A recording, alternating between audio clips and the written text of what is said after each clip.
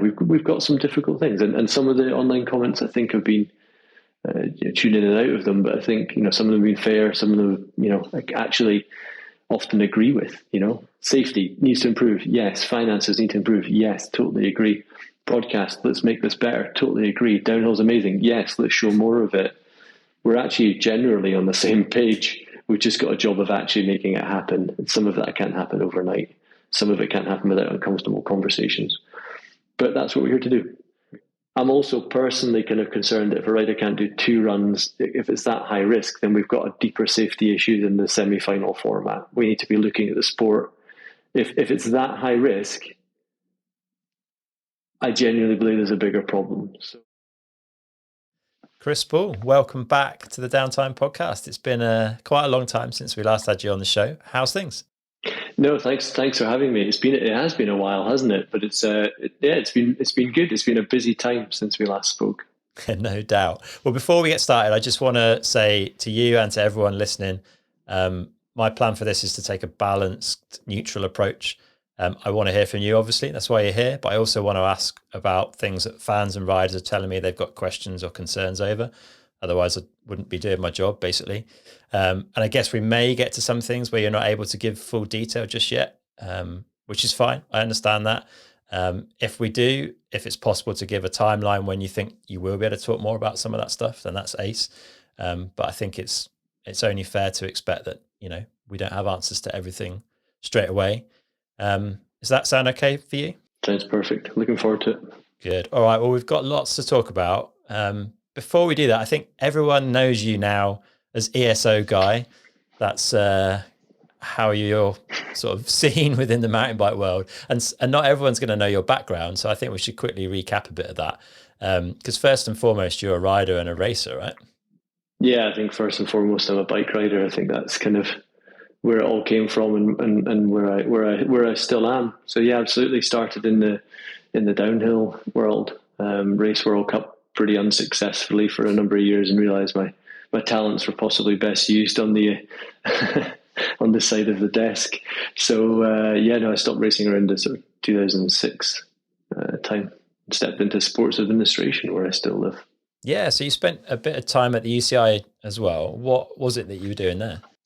Yeah, that's right. I mean, it was a really interesting time to be part of the UCI. I was actually there for 5 years, focused on the gravity disciplines, which at the time were 4-cross and downhill. Obviously, then became just downhill. And it was a kind of combined role. So I was what's called the technical delegate. It's a role that, if there's any ski racers in the audience, will know exactly what it means. It's the person who takes the rule book and is the bridge between the commissaire and the kind of the referee, if you like, and actually the application on the course with the riders, in the dirt, safety and everything else. So it's it's the sporting role, a very technical role, linked, exactly to the kind of to the track itself first and foremost. And then there was also a kind of coordination piece, what the role is called sports coordinator. So pulling together the various different parts of the sport, year round as it became. And obviously that was through the era of Red Bull coming in with a live broadcast and looking at how all that was integrated. So it was quite ultimately a full role that we, I guess, expanded into what became my EWS job. Awesome. And I think something else that's kind of important in the context here is that you've definitely been known to take a stance against things you don't feel are right for the sport. And I guess a good example of that is Calgary in 2004. Can you just give us a bit of info about that? Because I think it's kind of cool to know how much you care about this world that we all live in. I wondered if you were going to go there. I was like, what lines is he going to set? Right, so we're there. I've thought a lot about that day for however, the decade and two decades since.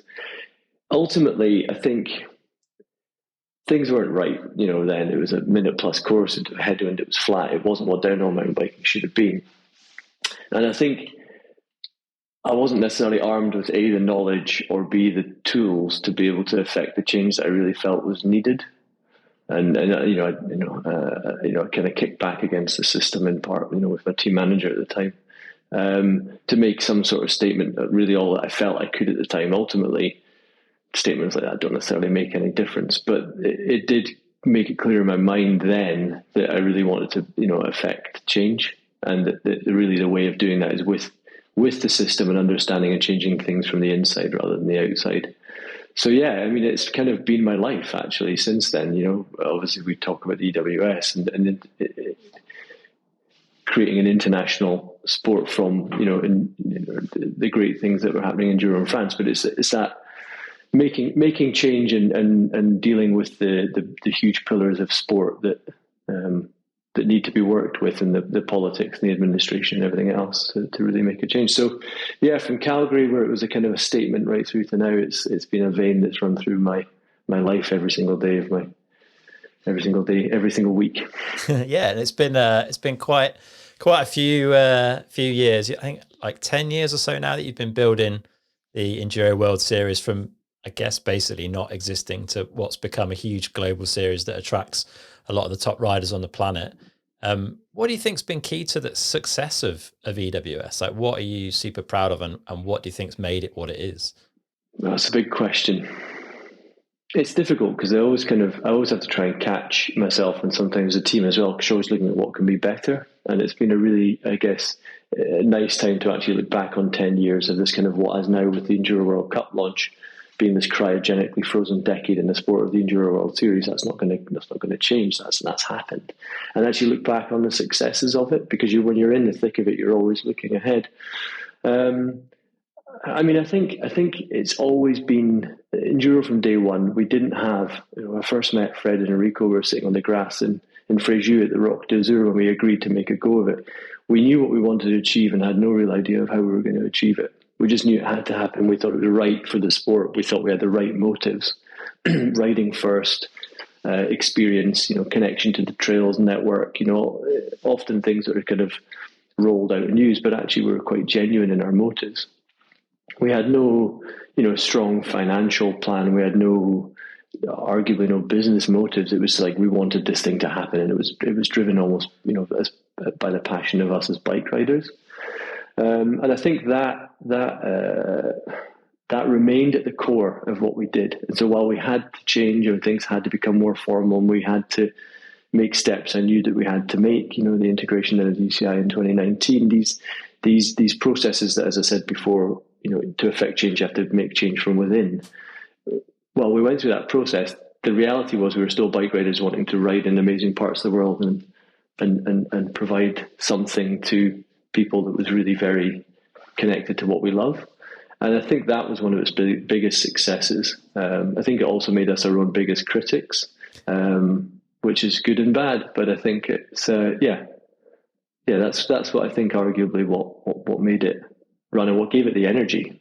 For 10 years that was full throttle, and it changed year on year. You look at that rule book every year. January rolled out a new rule book, and it was fundamentally different most years. And I kind of was deeply thankful for the patience a lot of the riders, had with us, that we were just constantly kind of pulling the rug out from under their feet. I had a funny conversation with Curtis Keane. It was in North Star. He'd retired, and he came back and he said, the one thing that he said in hindsight, in retrospect, was that whilst we complained a lot, actually being pushed all the time was really very good. And I'd always said to them all the way through, look, I want you all, and I say this to our staff team, you all need to be comfortable being uncomfortable. And it's fun and scary at the same time. But it was part of that core passionate, let's make this thing happen and let's make this thing better. That was EWS. Yeah, and it seems like EWS was ticking along really nicely. Are you able to explain how Discovery got involved in that in the first place, and also why? What was it about that relationship that made you feel it was a good thing for the EWS? Yeah, I mean, I think we could probably go back a step, because there's two major steps, I think, and they had to happen, and they had to happen the way that they happened. So we obviously, as I mentioned, it was UCI was downhill and 4x at the time. Enduro, then we kicked off with an international sport that needed international sanctioning and governance and neutral governance at a certain point.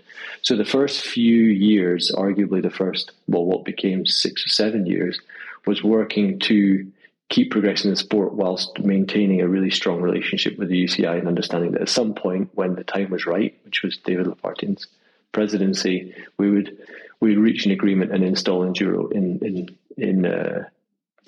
the UCI with international governance, anti-doping, everything that was crucial that came with that. And at that point, I knew that would then kind of decouple us as being the kind of de facto federation and organisers and kind of like referees as well, if you know what I mean. You know, we needed to be able to really grow things. I think you really need to separate governance. And whilst it's uncomfortable, no one wants to be told what to do. Sport needs that, right? It needs checks and balances, and the promoter, arguably, can't necessarily be that person. So once we got the UCI agreement across the line, I think it really then focused my mind very much on, right, what's the next step? This sport is now official, if you like, in a very official sense. It was always official, but it was, you know, it was installed at the level that we needed it to be in a governance perspective. The next step was very much then looking at the media broadcast component. So we've got this sport now. It's integrated in the biggest, as I said, pillars of international sport. Broadcast is next, and the conversation began, you know, with a number of different entities, ultimately residing with Discovery via GMBN and GCN, and a conversation that I'd had with Simon Ware, their CEO, and a real visionary of broadcast and mountain bike media and cycling media, and that led to where we are now. And what was it about Discovery that made that proposition attractive then? Obviously, there's a big media reach there. Is that the main thing that you wanted for the EWS at that point? I think it's a couple of things.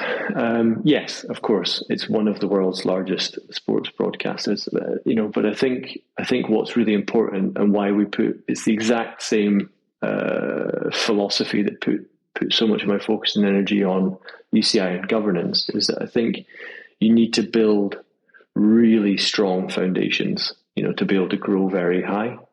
And I think having a true broadcaster that wakes up every day to broadcast sport, whether it's tennis, or football, or motorsport, obviously cycling, you know, there's now, I think, 600 live broadcast cycling events on the various channels this year alone. It's a home of cycling. It's a true broadcaster, and I think that's what the sport needs, and then that would allow further growth. So just like UCI, you know, it's a governance step. This is then that kind of really powerful, very well motivated behemoth in the media space, and I think that's what we are now. I think what we now need to do with the wider sport of mountain bike, because I think it's resided in a really good way, and it's allowed us to do it. I mean, it's allowed us to create the EWS with this very kind of core audience, and we need to maintain that, and we need to pull it into the bigger, wider world of sport, and where I think it really belongs. You know, mountain bike alongside every other major sport in the world. Warner Brothers Discovery allows us to do that. And how, at this point in time, how do you feel that relationship with Discovery has helped enable you to do on the EWS side of things? What do you feel that you've been able to achieve? Well, that's a good question.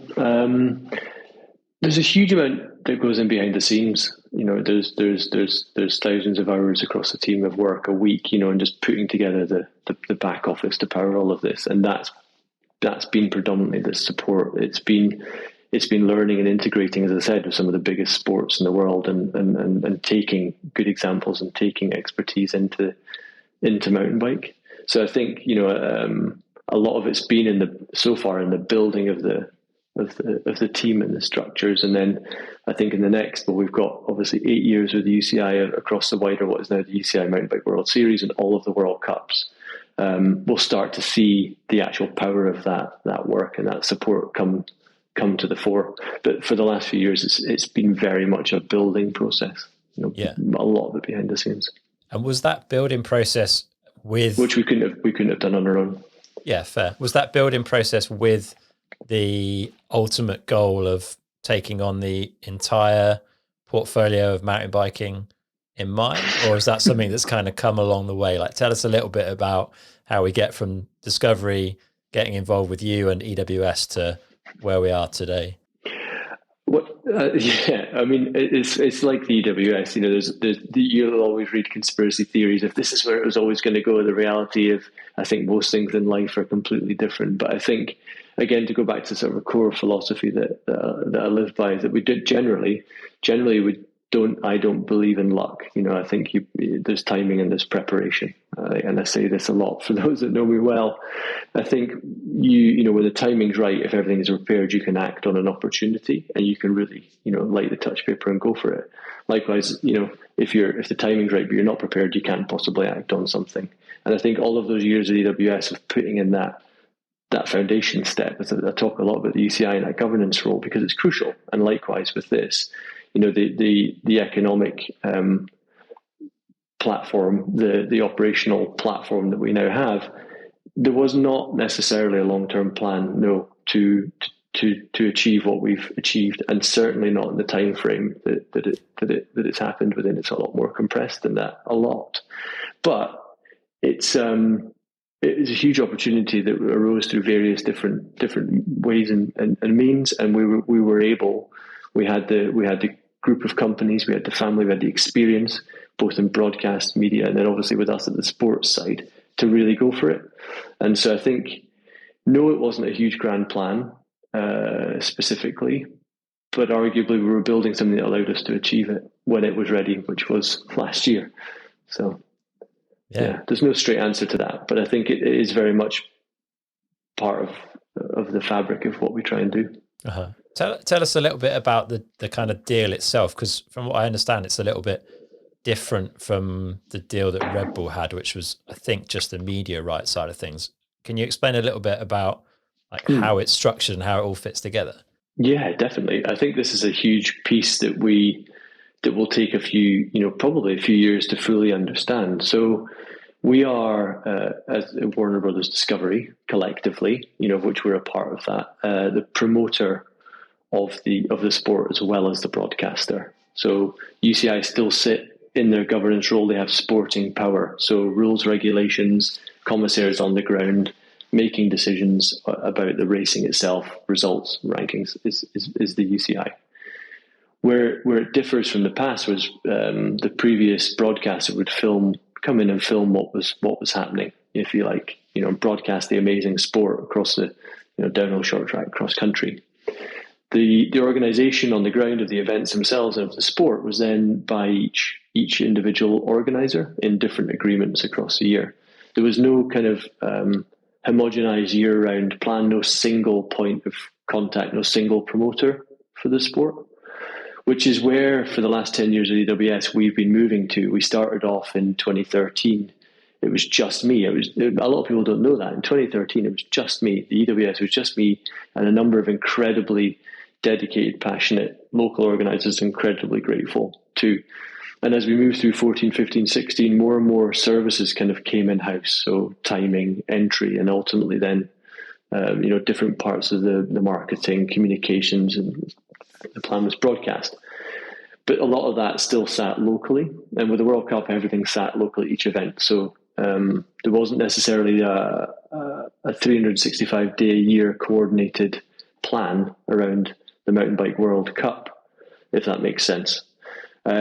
That's all changed. So we now have all of the rights for the broadcast, but also for all of the events, the calendar, the planning, the commercial rights. So we can really engage at every level and connect it to everything else for the next 8 years, which is a huge architectural change. So we still have local organisers in each country, but we'll be doing a lot more to support them and a lot more unity. So, a lot of what we've heard from the riders over the last few months, especially in downhill, is safety, course design.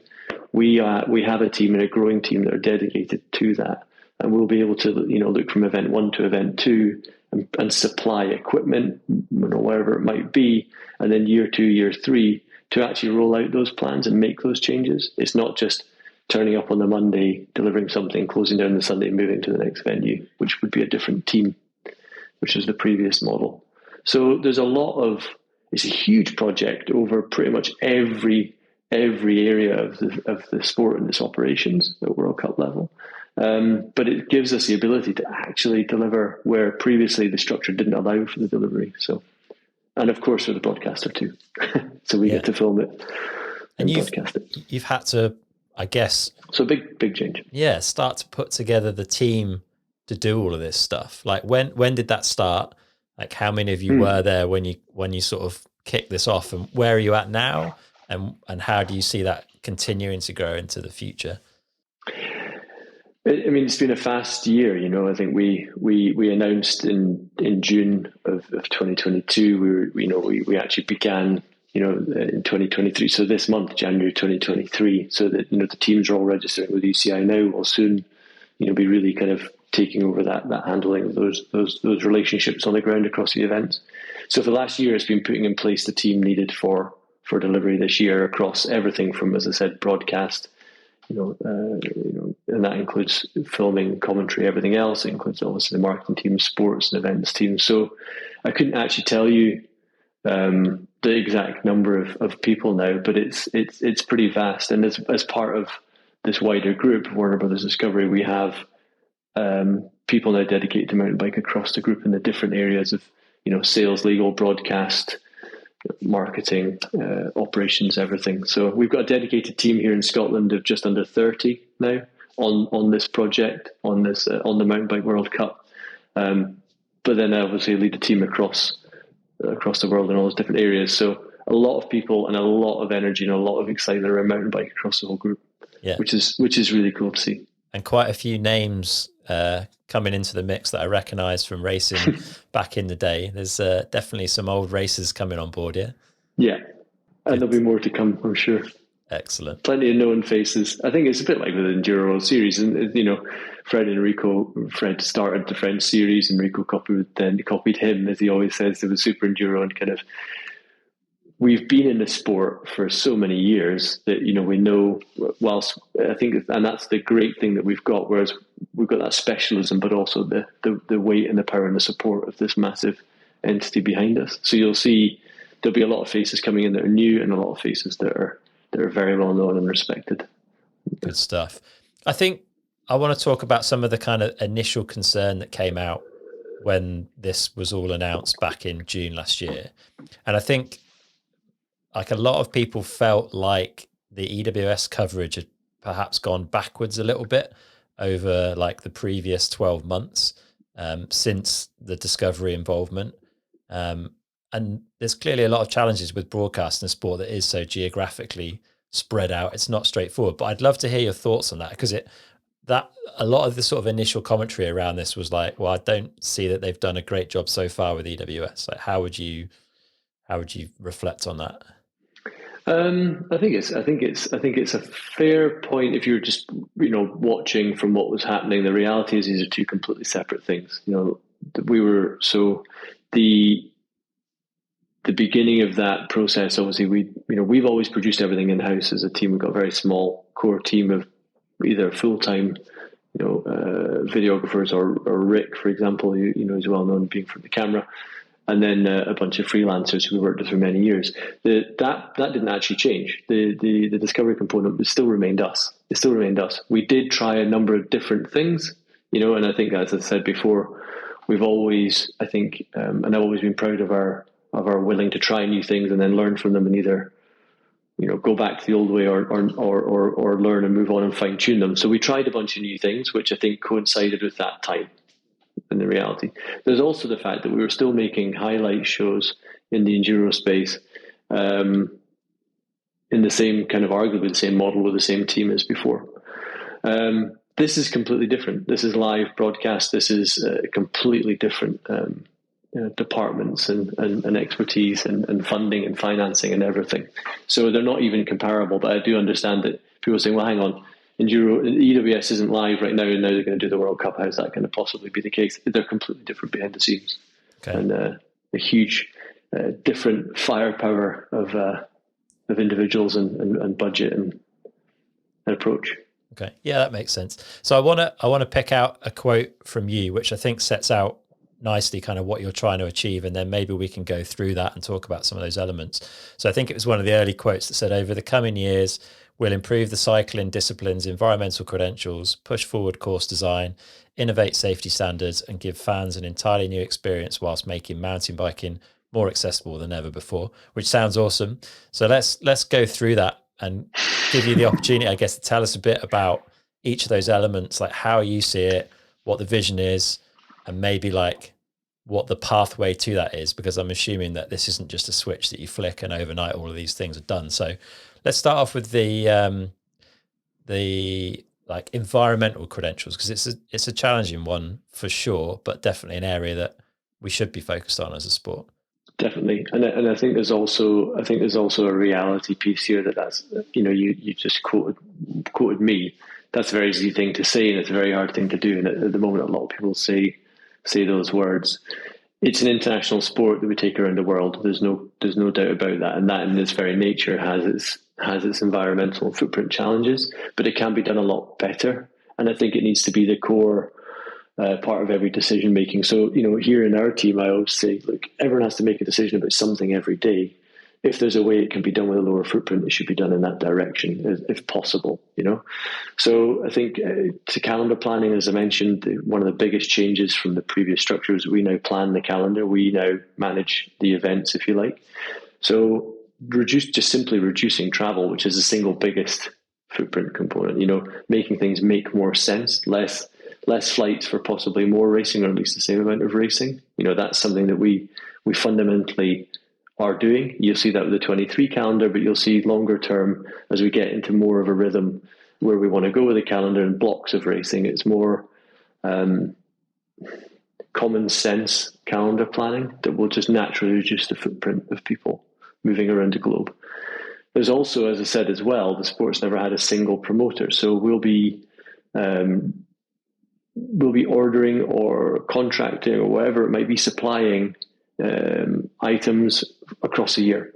So there's a way we can actually look at the environmental impact of those items and how they're rolled out, you know, operationally, and making good environmental sound decisions. So things like single-use plastics. Globally, we'd love to remove that from our events. We can start to make those moves. Some of this stuff's going to take years to put in place, but we can start to do it because we now actually have control of the whole year and all of the events. You know, and you'll see, you go into different countries, the environmental policies and standards vary a lot, but we can start to unify them, at least within our world, which is the Mountain Bike World Cup. So I think there's a big grand statement, but it's part of, I think, it's a big part of Warner Brothers Discovery. It's always been a big part of us and me personally. And we actually have the ability to affect that change now because we're looking after the whole year and multiple years. So you'll see some things start to change, and in time, we'll start to be able to do more and more operationally that has lower and lower footprint as we get our feet under the table.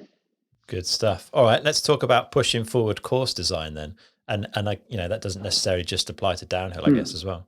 No, it's everything. You know, I think cross country, Olympic, and obviously with short track has been incredible in that space. I think, you know, in terms of shortening and building the courses, the Olympic course designer for the last few Olympics is now in our staff team, Nick Flores out of South Africa. And I, you know, and to use that as an example, that's someone now that will be looking at the course design for every World Cup and making sure that it meets the standard as we want to say. And that's where the really exciting part is also by being the broadcaster, by saying, well, this is how we want the sport to look and how we want the racing to be and what the athletes and what the teams are asking for. We actually can integrate all those parts. So Nick's already started looking at cross-country courses and where they need to go, you know, what needs to change. On the downhill side, it's exactly the same. I mentioned each organizer has so far had its own team dedicated to the course. We now have Alex Ballot, who many people know from the French Enduro series, but also he was in charge of the Course Léger Downhill World Championships last year, being a large part of the French downhill team with the French Federation. So he's looking after course design and different sporting elements under Rory Cunningham, who's our Director of Sport for Gravity. And again, speaking to organisers already months out and looking at course design, carrying out site visits, actually saying, well, where can we make things safer? Where can we make things better for the rider? Where can we make things better for the spectator, better for the broadcast? and planning it now, and even looking at 2024, 25, where my head's already at, where does course design need to be then? Or how does that venue need to build that infrastructure? Which is conversations that have never been able to really happen before with a previous model. So that's also exciting. We also have to be patient in many ways because courses are expensive and take a long time to build, and half the venues are under snow for half the year. So some places we can make quick change, some we can't, but it's part of our full-time team now. So yeah, that's good to hear. How do you look at that balance between like broadcasting a race and making the race challenging technically for the riders? Because obviously stripping out trees is a really good way to make the race easier to broadcast, making it faster, putting big jumps in. But it does feel like over a period of time, probably since you were racing World Cups, tracks have got less slower speed technical elements to them. Not completely, but it feels like it's heading in that direction. What's your take on that side of things? I think you used the right word, balance, And so a large part of why, so to go way back, way back, the original plan when I was at UCI around Enduro, which didn't work out and that led to the EWS, was to create a participation discipline that really was the racing that reflected mountain bike, what we go and do in the weekend. And downhill, as I mentioned at the time, Red Bull coming in as broadcast, it really needed to become more broadcastable. I think Beijing Olympics and the cross country was one of the most, if not the most expensive sport to broadcast at the entire Olympics because it was in the trees, long course, loads of switchbacks, and over 50 cameras. And so whilst we've got a sporting need here to make sure courses are great for riders, we've also got the reality that cross country downhill need to be televised, and that needs to be economically possible and viable. So there's a balance, right? And enduro, and why I think marathon's crucial in the endurance space as well, are the disciplines that really allow us to make sure that mountain biking, the sport that we all love to do, remains, right? They're the mountain bikers' disciplines, racing disciplines. That's like the wide part of the base of the pyramid is the way I always see it.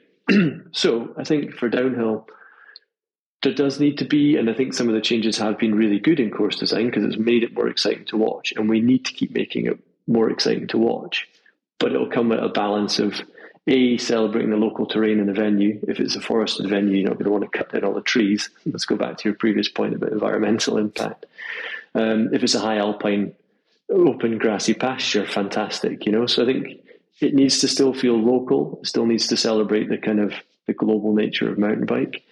But we need to try and create a bit more structure around it to make it really compelling on TV, to really grow the audience. And what the riders are doing now is just so fascinating and so amazing. I think we've got a real job to do to take that to the viewer.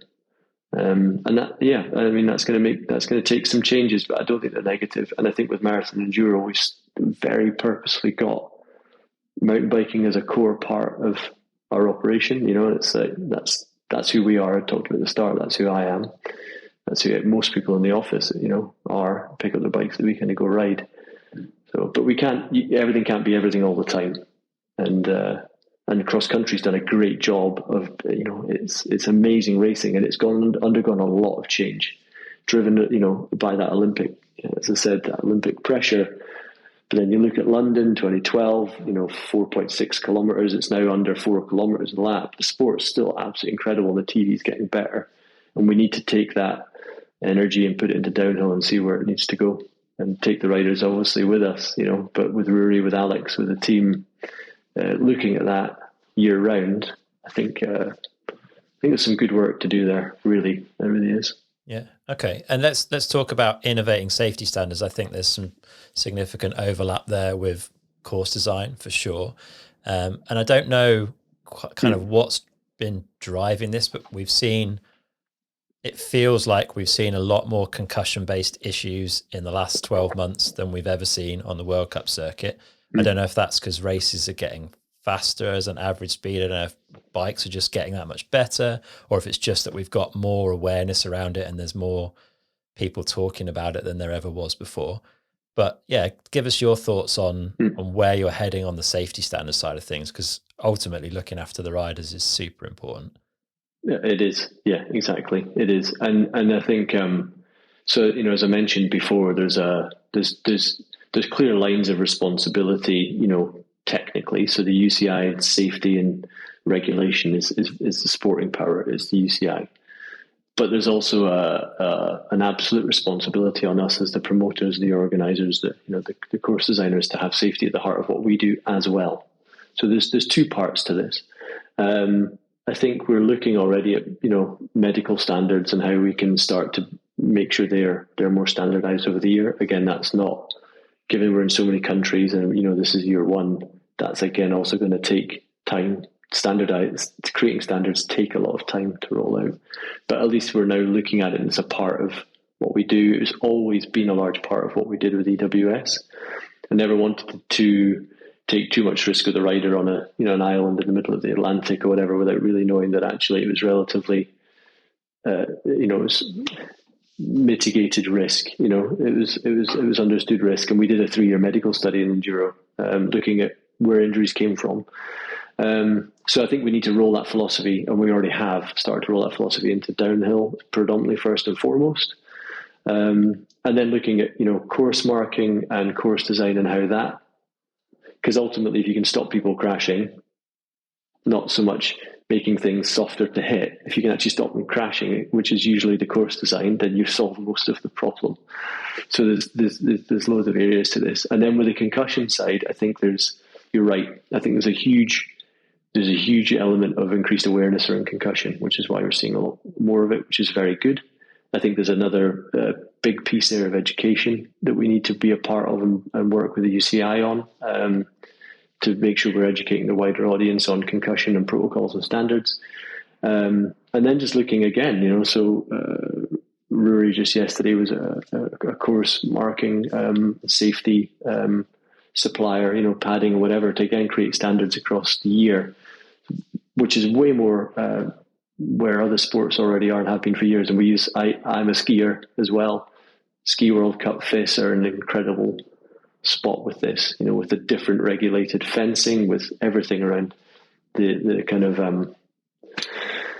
the hardware that's on a course. So we're already looking at, and let's look at that. So course design, education awareness, medical standards, and then the hardware that we put on a course to market are all parts of the safety piece. It's a very complex, multifaceted topic, but it's one that I think is crucial to get right. 100%. Let's move on to the final kind of piece of this, and I think this is the one where the forums generally erupt. Give fans an entirely new experience whilst making mountain biking more accessible than ever before. Tell us what that means to you, because I think that's the crux of all of this, and then how you see that playing out, and I'm sure that'll lead us into further questions. I can see, having heard that back, I can see why people went, "What? Entirely new experience? What's going on? We're not making downhill go uphill. Don't worry, It's more the sport is in an amazing place, and I think hopefully you can feel just from me talking. We're all big fans of everything that's going on across all the different disciplines formats. I think there's a huge amount more we can bring to the fan on site and off site. I think we can be really nice to make sure. It was really interesting for me attending. I think I think I missed one downhill and one cross country World Cup last year. Going as a fan, purposely, and saying, right, how does this event feel to attend, and how do I find out who the current champions are, and how can I maybe get their autograph or engagement or whatever, and working out how we can improve that fan experience on site. So that's a large part of what we're doing. How is the sports presented, and we're bringing in a lot of suppliers around that, to present the sport better on site, make it look better, make it more exciting, make it easier to understand what's going on across the different racing formats. And then I think from a broadcast perspective, and from as I said, a 365 day of the year perspective. So we've already launched a website, UCIMTBWorldSeries.com. We'll be launching an app. They'll become the homes of the sport across the different formats, really helping us promote the athletes and the results and rankings and data. And if you're a fan, you can dive in there. So over the next years, that'll just become this bigger and bigger year-round resource. And then pulling that data also into live broadcast as well. So helping people actually really understand the amazing feats that are ongoing on the course in the different riders in the different formats, and that's a large part of what we're doing is how can we, when you're a rider, the amazing things that Lloyd Bernier is doing. And when you're standing at the side of the track and he goes past, you're like, that's insane. It doesn't always translate onto TV. How can we do that? So that new fan experience is bringing in more of that rich information, and being part now of such a big group has been fascinating. So we're looking at, how this is done across cycling, the major cycling races of Tour de France, for example, motorsport as well, which are really far down the road in terms of live data. The track cycling, Discovery Sport events deliver the Track Champions League, and live data is a huge core part of that. So from heart rate to power to everything else. Live onboard cameras. So by being part of this huge family, the meetings we have daily and weekly and internally now, we're just saying, well, how does that happen? How can we pull that into mountain bike? How can we find out how long someone's in the air for and get that onto TV? And these are all conversations that we're having. So when I say entirely new experience, it's not fundamentally changing the sport. It's hopefully making the sport even more captivating through just telling people what's going on that's already going on with the athletes. So yeah, that's hopefully describes that a little bit better. All right, let's talk about the TV product then, because that's, I think, one of people's biggest questions. Will they have to pay? What does that look like? Is there a free to air version? Are you able to tell us a bit about how you see the broadcast looking, at least for this year anyway? Maybe, I'm sure it will change a bit over time, but yeah. I mean, I think so. It'll sit globally on GCN Plus, which is a subscription platform. I mean, there's all the road racing and everything on there as well. It's there's a huge amount of cycle racing, but there's a pay component, Discovery Plus, Eurosport Player as well. So different parts of the world, and will be really clear in the next few weeks and months where you can watch it. And a lot of that will be on subscription platforms, but we're also looking at in front of the paywall options as well. We're really looking at, we want to broadcast a lot more of what's happening on site. And I think is with the new semi-final format in downhill, we're looking at how we can broadcast that, the junior racing as well in downhill, the U23 racing in cross country, and where they sit in front or behind paywalls, all open for discussion at the moment internally, and how we can sort of technically roll things out. But then there'll also be various broadcasters around the world. So before each event, there'll be a list, again, website, and when the app launches, there'll be the where to go to see it. But yeah, I mean, ultimately, the reality is that a lot of it will sit on subscription platforms. But I think in this day and age, I think that's acceptable, and I think we need to really make sure that we can create an economic model to invest into the sport and grow the whole thing as well, because ultimately that's what we need to do to help pay more prize money and make the sport bigger. So, are you able to tell us whether we'll be able to see the downhill final free to air? Do you think, or not? I think it'll depend where you are in the world. But I mean, GCN Plus, Discovery Plus, and again, that's quite a complex. If you already have Eurosport, for example, then you won't have to pay for it because it'll be on there, and there's millions of people with that already, So it'll depend what you have and what. It's a quite a complex one to answer, and I think we have. And I'm not dodging the question, because yes, people will have to pay. Some people will have to pay. Some might not. Some might already be paying. But previously there was one place to watch, and that was it. The plan for us is very much there'll be many places to watch. Some will be in front, some will be behind paywall, some will have different things. So it's more of a complex answer than just black and white, as I think as it was previous. Do you know? GCN Plus, which is a paid for platform, will be globally accessible. Do you know when the announcement's likely to be made for people, so that they can actually find out, based on where they live and what packages they currently have, what they will and won't be able to see, kind of thing, or what they'll have to pay for? Yeah, I mean, I think there's no fixed date. I mean, we already put out the information with the launch of the brand and the website last week that GCN Plus, Discovery Plus, and Eurosport Player, again, GCN Plus is global, app based. The other ones are dependent on territory. They guaranteed they'll be available there. So if you have them, fantastic. If you want to subscribe, then subscribe. Anything else will come out in the coming sort of weeks as we build into the season. Fair enough. And then I think the other, probably the maybe even the biggest question was around who's going to be doing the commentary.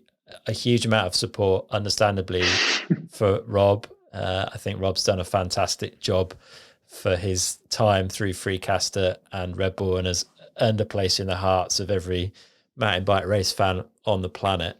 And we know at this stage that Rob isn't going to be doing the commentary, staying with Red Bull. Can you just tell us a little bit about the commentary side of things from your perspective? Because, I mean, I'm guessing you would have wanted Rob. I don't know, but Yeah, Rob, go way back. We had a conversation with Rob, no doubt about it. I mean, I'm not going to go into the details. That's not for this audience. But we did have a conversation. Unfortunately, you're right. He had a contract, didn't work out. We will be announcing a full commentary team in the coming weeks. But it will be a different approach and a bigger team than before. We're going to bring in field reporting, trackside live commentary. We'll obviously have commentators in the booth and the pre and post show as well presented. So it'll be a different structure than before. Really exciting, actually. The plan to tell more of the stories of the riders, more of the energy at the events as well. So it'll be a bigger, different structured team. Who's on that will be out in the next few weeks. Okay, fair enough. And you've talked about this before. I think you intend to broadcast, at least for the finals, full runs.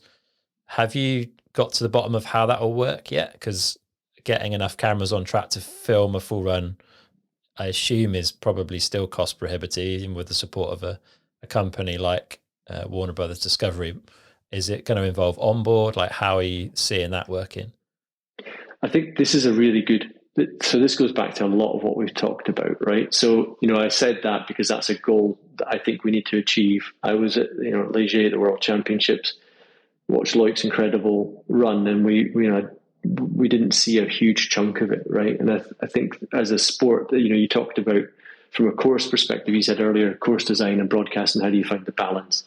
This is a crucial point. How can we achieve that statement? And a lot of that does come down to course design, because there's only so many minutes in a day and so many minutes broadcastable, and there's only so many riders that can fit on a track, right? And so at the moment, you've got multiple riders on the track.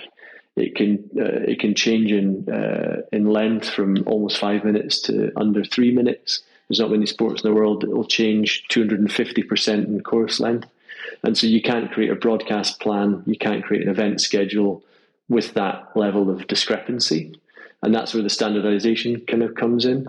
So some courses, I think around that 3 minute mark will be much more achievable. And then you mentioned trees and everything as well than some of the longer courses. And so our job very much long term, and we already have, is start looking at that and saying, well, what does the sport need? There's obviously if you made it all 1 minute, it'd be easy to broadcast, but it wouldn't be the downhill that we all know and love. So where do we find that balance? But how can we standardize it? Because at the moment, as I said, with no annual planning, as the sports previously had, you'll have Fort William, for example, that's needing 66% more budget and cameras than the previous round, or even more than that. So you can't suddenly just do that from 1 week to the next. And you can't put that on TV because you can't suddenly have a broadcast window that's that much larger than the last one. So that's where the semi-final concepts come in. We're really looking at how we create a 30-man 10 women final to create a much better package that we can increase the intervals between the riders so that we can then have the opportunity to show more. And then that's where the course design comes in, and that's where the long-term plan comes in. So we've got an 8-year run at this minimum. We've got these pretty ambitious plans, and that's exactly where we need to go. But there's not one answer to that. But the semi-final, the looking at the course design, the engaging venues long-term, these are all huge parts to achieve that. And we started already, but it's not an overnight answer. Got you. Okay. So we might not necessarily see full runs from every race in 2023, but it's a longer term goal. Is that fair? Exactly. Okay. Yeah. Okay. I got you. We'll talk a bit more about the semi-final stuff in a minute, because I think that's really important. But something else that's been talked around when we're covering the media side of things is, I think people are worried that they might lose some of what they've grown to love. Like, the coverage of the World Cup is so rich and varied these days, with rider vlogs, team videos, podcasts. I would hate to live without Win TV.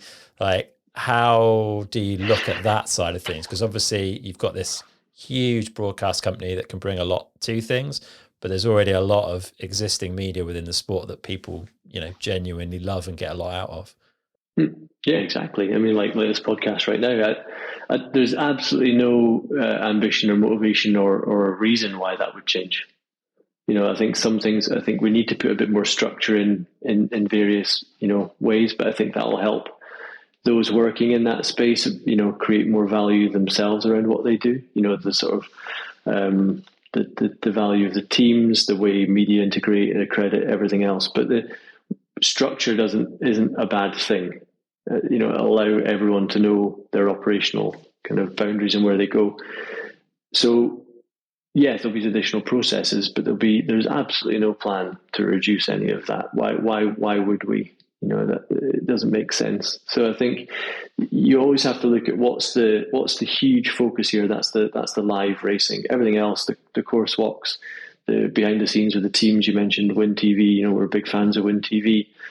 There's no reason to try and change any of that, but we do actively want to try and help formalize some of that, because I think it's what we need to collectively grow. It's a massive sport with huge potential that I think would benefit a little bit sometimes from just a bit more guidelines and a bit more process, but not in a bad way at all. And that sounds like, what does that mean? But it just means a bit more control in some ways, and not. But yeah, I mean, that's all. Everyone's welcome. Journalists, of course. It's we're the promoter, the broadcaster. We're also the event organizer. We're not going to want to cut attendance of journalists and media output in the various vlogs and whatever you've talked about. So okay, all right, good to hear. Yeah, don't worry about that. Okay, let's talk about the downhill format changes that were announced fairly recently then, because I think that caught quite a lot of people by surprise. I think people felt like, okay, well, things might change over time. They're probably not going to come in overnight and shake it up too much. And then that announcement came in, I think blindsided some people.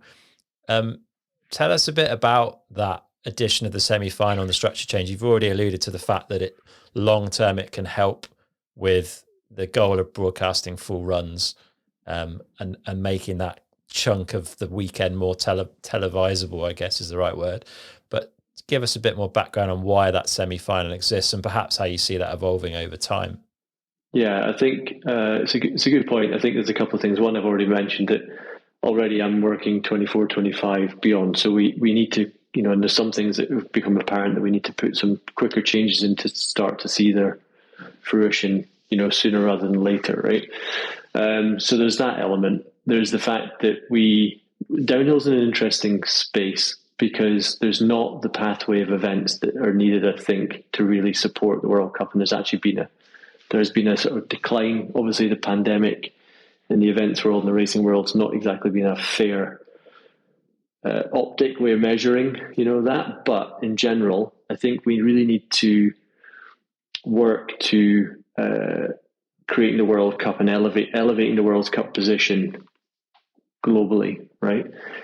We can't at the moment reduce the number of riders, and we said we wouldn't reduce the number of riders qualifying for a World Cup in terms of actually getting to a World Cup, because there's just not the global pathway. There's just not the amount of European or North American or events around the world in downhill to where those riders go.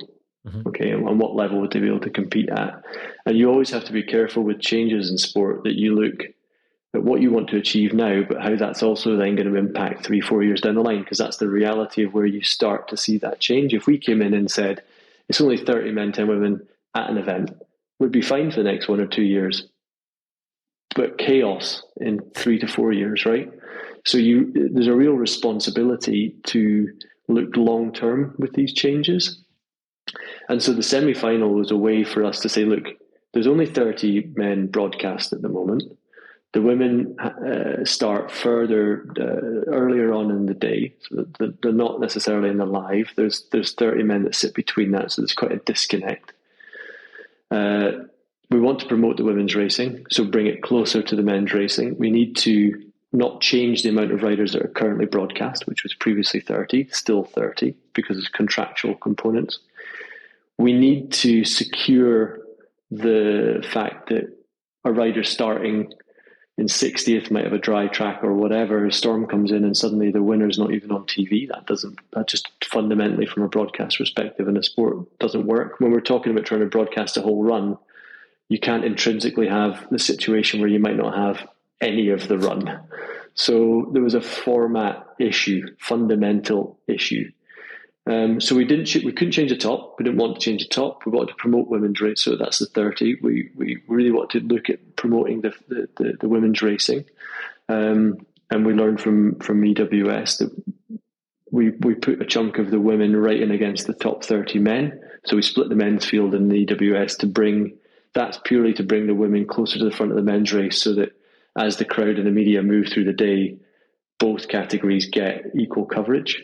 And it's worked really well over the last, I can't remember the year we installed that, but it was a long time ago.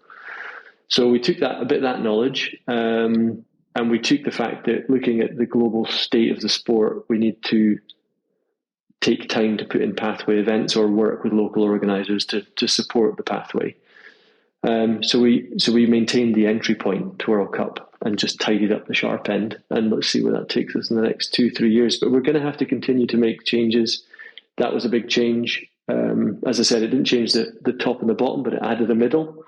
I hope the women's racing benefits a bit from it. It gives us a much better position to start work on that broadcast and the full run component, which, as I said, with course design takes years to roll out. So the more we analysed the last year, the more we went, look, there's some stuff here that actually just needs some pretty fundamental change.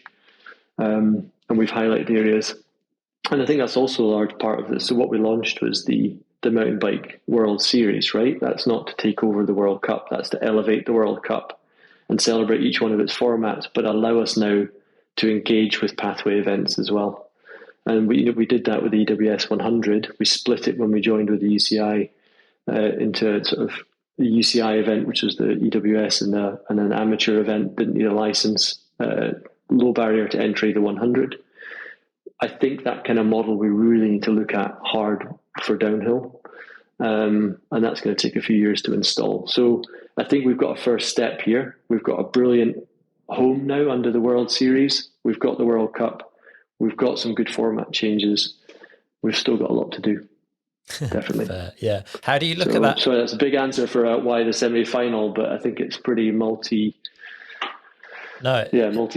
answer. It's pretty complex. Yeah, it definitely helps me understand the reasons behind it a lot more.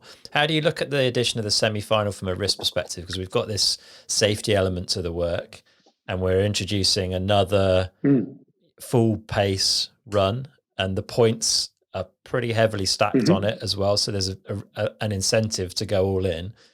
How do you balance the risk versus what you're trying to do with format and developing the sport in that way? Great question. And as I said, it's something that we kind of take really, really seriously as part of every one of our decisions. When I was racing, and actually when I was early days when I was at the UCI, the qualifying used to take place on the same day. And actually that was a change to schedule that I'd made along with Red Bull at the time, was because we had downhill was better attended in those years ago. There was more riders at an event. There's less now. And the qualifying took so long with, sometimes 140, 60 plus riders that you couldn't squeeze it in a morning. And it put the broadcast window, which is something that in the schedule has to be set in stone, at real risk. You had a lot of riders, a lot of potential for red flags, whatever, right? So the qualifying was moved to the day before because of that. It wasn't a safety issue. There was never an issue with rider doing two runs. There was just never factored in to that. So if you look historically, that's one part. And I think when you make these decisions, you need to never use one piece of evidence, right? You need to look at a lot of different things. The sport's also evolved. As you said, courses have changed since then as well. We've looked at a lot of things. Time training, multiple runs over an hour and a half window, which is way more compressed time window than the semi-final final will take place in. And riders at times in the time training window, for example, that are doing multiple runs aren't often that far off the final. So there's also some evidence there that we can look at to say, well, riders can achieve that. I'm also personally kind of concerned that if a rider can't do 2 runs, if it's that high risk, then we've got a deeper safety issue than the semi-final format. We need to be looking at the sport. If it's that high risk, I genuinely believe there's a bigger problem. So we need to, again, look at course design, safety, all that side of it as well, and bring that in. It's achievable in other sports. Multiple competitions on the same day, much longer, much more exposure against a clock or whatever it would be. And then also looking at the injury rate in the last year, what riders were injured and where, in training versus qualifying versus race, and what is the actual exposure to risk in reality to against the clock in a final. And again, there's no clear picture, there's no clear evidence there that says actually a final is higher risk in terms of injury than qualifying or time training or training. So we really take time to look at all of that and then make a decision. And we'll never just stick our sort of finger in the air and say, this is where we want to go because of broadcast. We need to go there, I think, because of broadcast. We need to go there to make the sport more compelling. We need to go there to make the sport, bring the women more into the heart of the event and into the broadcast and grow the sport. We need to look at the pathway. We need to look at the risk and where those injuries are coming from and manage that as well. So it's an internet forum or a podcast. It can be kind of, it's hard to give a straight, quick answer, but these we dedicate hundreds of hours to these topics internally. We'll debate them long and hard for a very long period of time. And I think that's the only way we can truly come up with an answer. And I also think, sorry, I'm talking a lot, so we're talking in questions. I think we very much aim to make change, as I said, when you asked me that very first question on the podcast. We want to affect change. Change, you're never going to get right every time. But what you do need to do is use evidence to make a decision and then learn from that decision and move forwards all the time. As I said, it's cross-country have done it well. It's been a core part of the EWS. So I think from a points perspective, let's look at that. They'll no doubt need fine-tuning. You'll never make a mistake if you never do anything in life. If you want to guarantee you're always going to be perfect, just never do anything. So I think we're very much of that. Use what we can, inform our decision, and make educated changes, and then let's see where we go. All right, fair. Big answer for the semi-final. You're all good. Let's talk a little bit about, I guess, sort of stakeholder management. You've got obviously the fans, and you're talking to them today to some extent through the podcast, and you've done some other things there. But then within the sport, you've got like team managers groups for the different disciplines.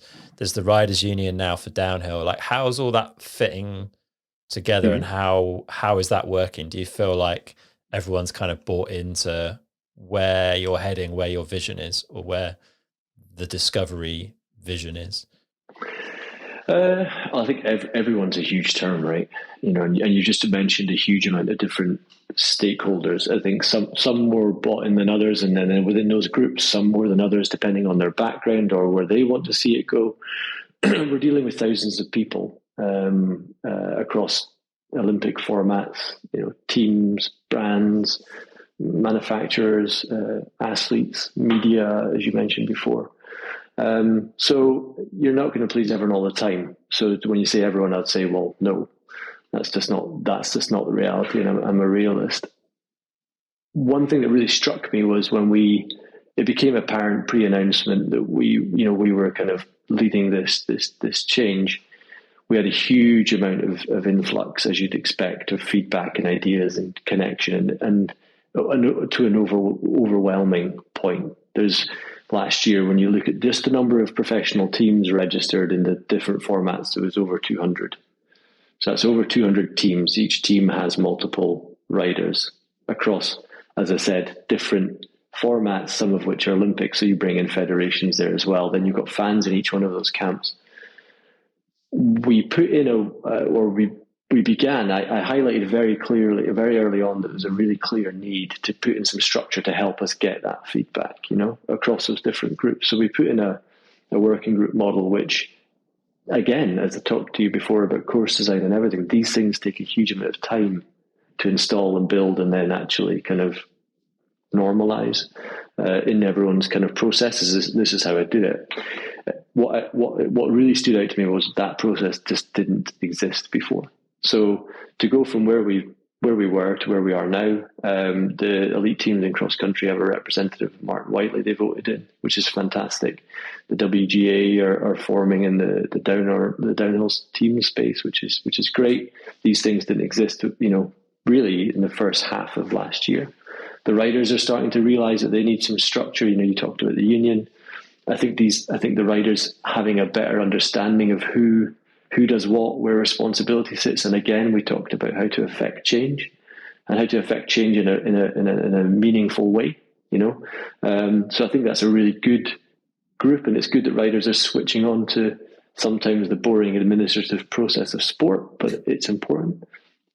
You see, I've got the athlete commission. We've got the athlete commission representatives on the 2 working groups we started to form, which will become much more active as we actually from this month take over, right? And our first events happen through March, April, May, June. So the UCI Athlete Commission has got 2 representatives for endurance, for cross country, and then also for downhill. And so we need to really help them with tools to coordinate the rider groups as well,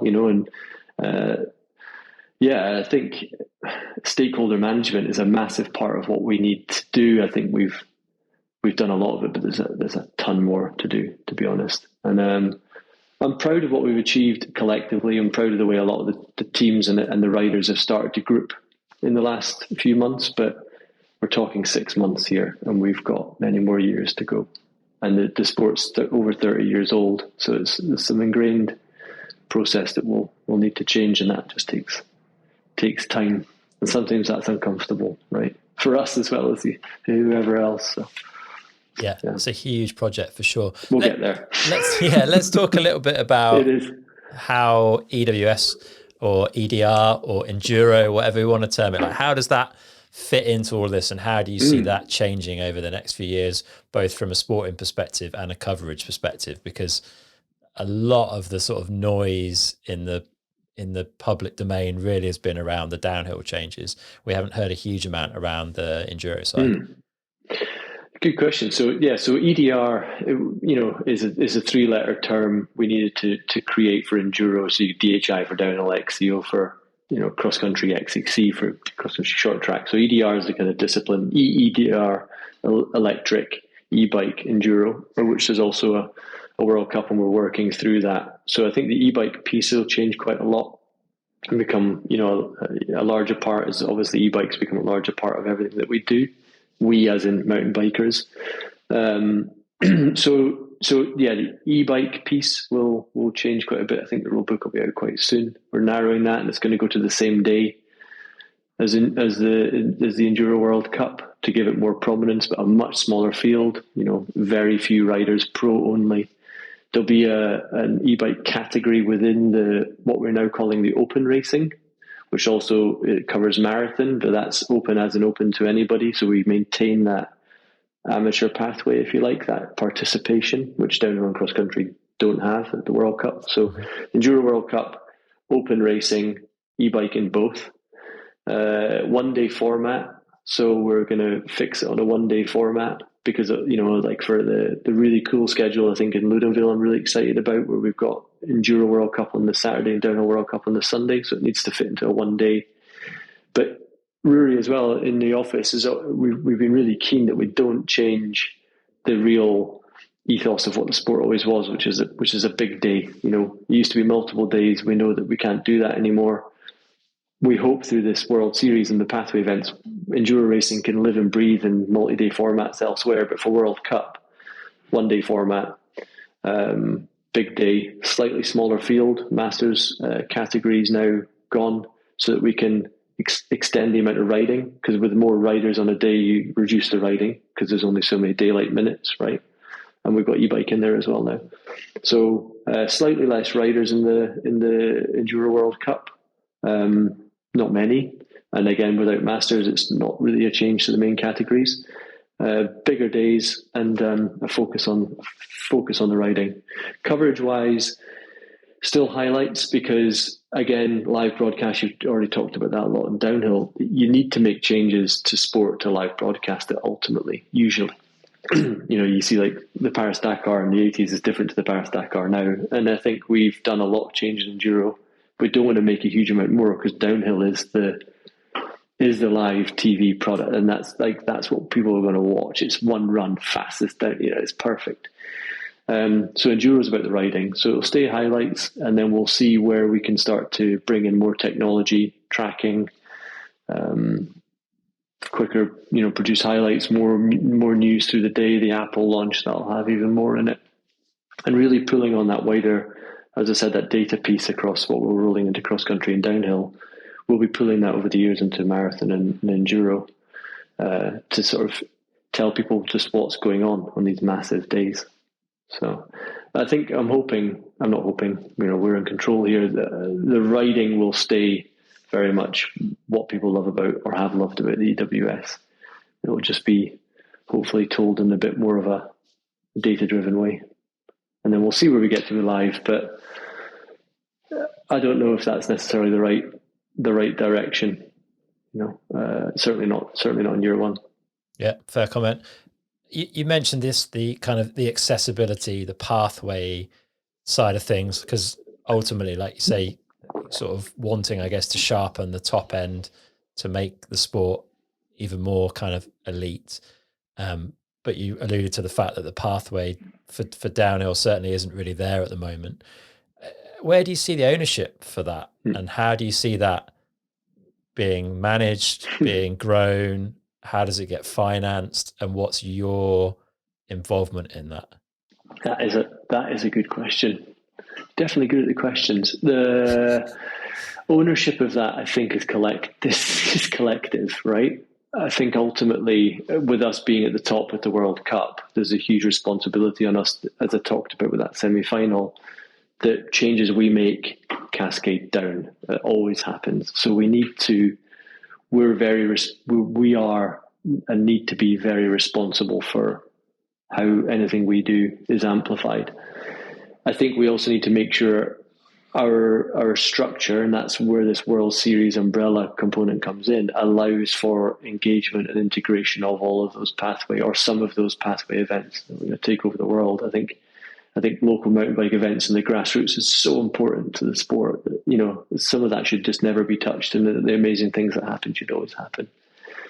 But we need to build a way of that engaging, with the World Cup, under or out with the World Series. As I said, we've got this open racing in marathon and enduro, so that's a part that we will control and align with the World Cup on those events. And then let's see where that takes us long term. So I think we've got a big responsibility. I think federations have got a really big responsibility. Of course they do. It's in their constitutions. UCI have got a responsibility. I think teams and riders have got a big responsibility to attend those events, because I think that's part of the issue in some ways, is that, because you talked about finance, and the finance and the economics of this whole sport is a huge part of what we need to really look at, and we are looking at. If you don't have that attendance by those big names at those, sometimes the grassroots events, you don't light that fire, whether the value of the event or bringing in that younger rider, say, oh, that's where I want to be, and that's where my performance needs to go. So we do need to try and make sure that national championships are well attended and well hosted and of a good standard. It's not our job per se, but it is part of our job for sure. So it's a collective responsibility, definitely. Yeah, hopefully we see some progress in that. There's definitely areas where it seems to be better than others, but lots of work to be done, and good to have you guys involved in that. Cross-country's miles. Yeah, thanks. Sorry, no, I think cross-country's miles ahead in that regard, probably because it's Olympic as well. You've got a lot more federation support, but there's hundreds more events on UCI calendars globally. So I think downhill, we've done a good job over the years of the Enduro World Series qualifying structure, which we're kind of remolding at the moment. We've got to make some changes there, but we want to keep what we learned. But downhill needs to focus in this space more than the other formats. I think a good piece of work to be done there for sure. Definitely. So we've got 8 years, like you say, as a minimum term for you guys.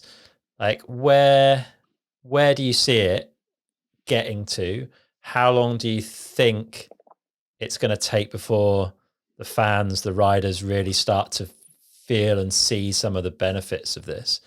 And like, yeah, where, are all the riders going to be swanning around with like Tag Heuer sponsorships and turning up at races in Ferraris and private jets? Like, where do you see this all going?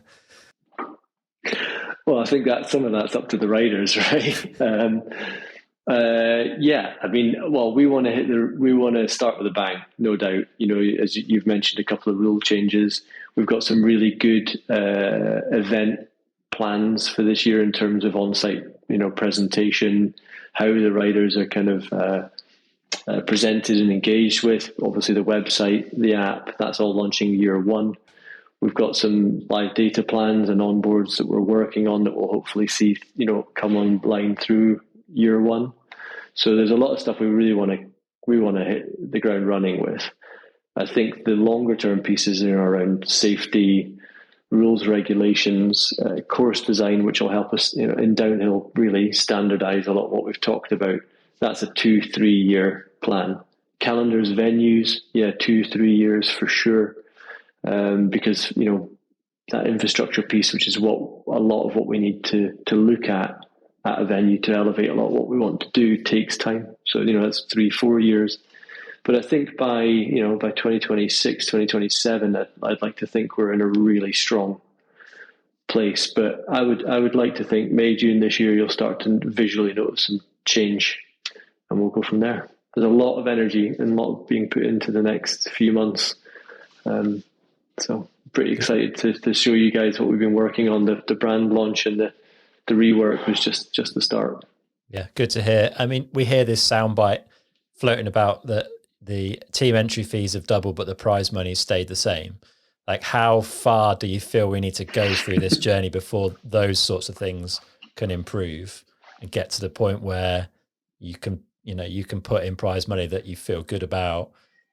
Sponsorship figures for riders will go up because they're getting more exposure. Like, how slow burn is that? Do you think some of these things will happen quite quickly? Should happen quite quickly. It depends, a combination. I think, again, it comes back to that collective. We need to raise the value of the sport by, collectively doing that. The riders need to buy in, the teams need to buy into what we're wanting to achieve to, take this next step. Huge amount of investment going in, huge amount of energy going in on our side, huge. And so, the quicker we can all see that and make that step, then of course, then the more, prize money has to go up. There's no question, right? We've, and I think in year two, we really need to be looking at that. How quickly we can, change the economics will depend in part on how quickly we can get, some of the buy-in. But we're in a really good space there. And it's definitely a priority. But I wouldn't like to put a date on it. But it's something we have to do. But there needs to be, as I said, a fundamental rewrite of some of the way in which the process is and where value is attributed at the moment, which we're starting on. And it's year one of a long path. So we'll get there. Yeah. And you've got some test events coming up pretty soon. Can you tell us a little bit about like why you're doing those? What is it that you're testing effectively? Yeah, I mean, so we haven't publicly launched the downhill test event yet. The cross-country test event is actually, we're piggybacking a pretty major cross-country event that takes place in Banyoles near Girona. We'll be there with a sort of a live broadcast, a shrunk-down live broadcast team, looking at a couple of things that we want to try. Team engagement, there's some course marking pieces that we want to change, so there'll be elements of that we'll just be rolling out, looking at how they look on camera, how they work with the athletes, some timing, some data integration, just using that live race, because you never replicate a live race, for a couple of things behind the scenes. So you won't really see a huge amount in the public domain from that. It will allow us to start, engaging with some of the cross-country riders and teams from a content perspective, which is going to be fantastic. So that's the cross-country one. That's the end of February in Spain. And then in downhill, we're still kind of finalising the detail. It won't be a live broadcast piece, but I think long-term, I think there'll be really nice media opportunities and nice ways for us to get new things in front of riders before they turn up at the start line in the first World Cup. So I think one of the big things there will be anything we want to put on a bike or a rider to use. We talk about like onboard cameras, for example, We want to make sure they're in the hands of riders and teams before they get to round one, and then we can work through any changes that are required. The big one for downhill will be course marking. If we're working on a project of removing course tape at the moment, because it's single-use plastic, whether they say it's compostable or not, biodegradable, and it doesn't look great. It's not particularly safe all the time. I don't want a rider. We don't want a rider turning up at round one and going, "Hang on, what does this look like? I've raced downhill for a decade and it's never looked like this before." So, test events will give us the opportunity to work with the riders, especially on the ground, with changes like that. And then long term, if we can make it an annual thing, I think it would be a brilliant thing pre-season that works well in other sports. Get people together in a more relaxed environment to talk through things collectively. And it comes back to that piece you talked about, stakeholder engagement.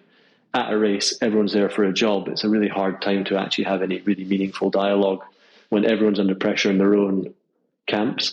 Test events will be where we'll just be able to have that working relationship. So yeah, we've got, as I said, cross country soon. Downhill is planned for later on in April. We're still working through detail there, and then long term, I hope these can become annual get-togethers in the quiet months of winter. All right. Well, before we wrap up, I'm just kind of keen to hear, like, from you personally on how you feel it's all going, because it's a huge project. You're building a team from scratch. You're putting yourself out there in front of the mountain bike world to be ripped apart in whatever way they see fit. And there definitely has been, significant noise and criticism across multiple forums, websites, and all sorts of things. Like, how are you finding the process so far? It's a huge project, deeply exciting. We're working with some incredible individuals, really are, and there's a lot of it's sometimes difficult and frustrating to see what projects are being worked on and ideas that we want to roll out, down the line, and you can't talk about them. But I think overall, I'm incredibly honoured, I think, to be in the position, and that's not saying that like a politician, genuinely to be sort of in this position of helping to really affect some really meaningful change across the sport, and bringing it into that next step.